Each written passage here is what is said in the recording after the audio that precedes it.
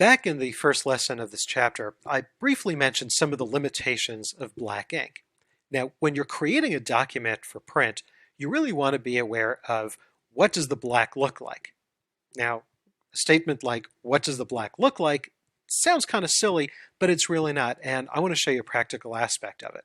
Let's create a brand new document. I'll press Command-N or Control-N in Windows, and let's make sure that the profile is set to print so that our color mode is CMYK, and click OK. This is a concept that applies only to printing with CMYK. It does not apply to RGB images that you use for electronic delivery. Let's just draw a couple of shapes. I'm going to take a plain old square, and I'll draw a square. Well, maybe not a square, maybe a rectangle.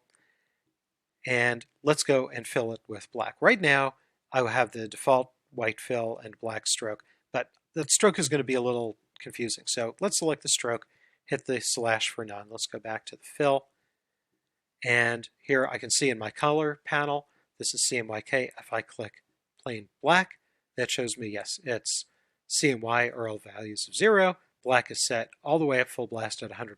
So yes, this is black. Now let's get the selection tool, and I'll just make a duplicate. Now, a nice little trick here is if you hold down the Option key or the Alt key in Windows, so you get a two-headed arrow, and then you can drag anywhere on the screen. I'll just drag straight across a little space there so we can differentiate. So now we have another identical square.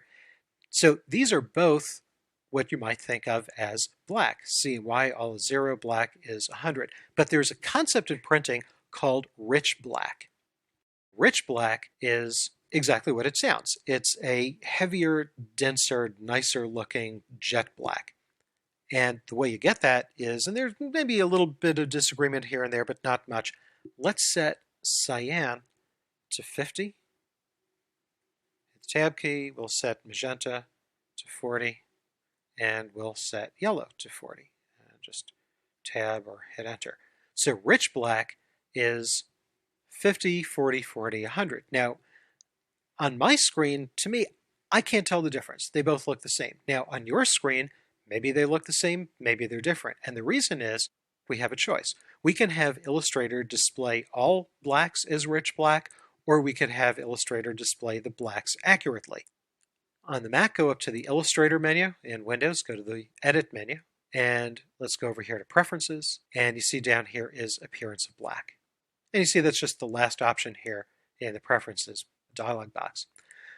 So over here where it says on screen, display all blacks as rich black. Let me drag that out of the way. So that's why on my screen, the regular black and the rich black look identical. If I choose it the other way, if I choose display all blacks accurately, well, you can't see it here yet because I haven't okayed the dialog box. Well, let's do it. Now you can see if I were just looking at these shapes and I really didn't care about printing yet, I could really have my choice. So this way I know, hey, which is regular black and which is jet black. But printing is another story. Let's go back to that Preferences dialog box. Back to Appearance of Black. And I simply set how it's to display on screen. But you have another choice of printing and exporting. Do you want them to print accurately, or do you want them to print as rich black? So one is for show and the other is to go. The reason they kind of separate this is so that maybe if you forgot to convert all your blacks to rich black, Illustrator will take care of it for you. I tend to leave both of these as rich black. I'll see it that way and it'll print that way and I don't have to worry about it.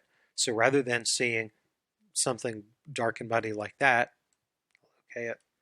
And now, even though this has zeros for CM and Y, it looks just as nice as this where we have the rich black settings.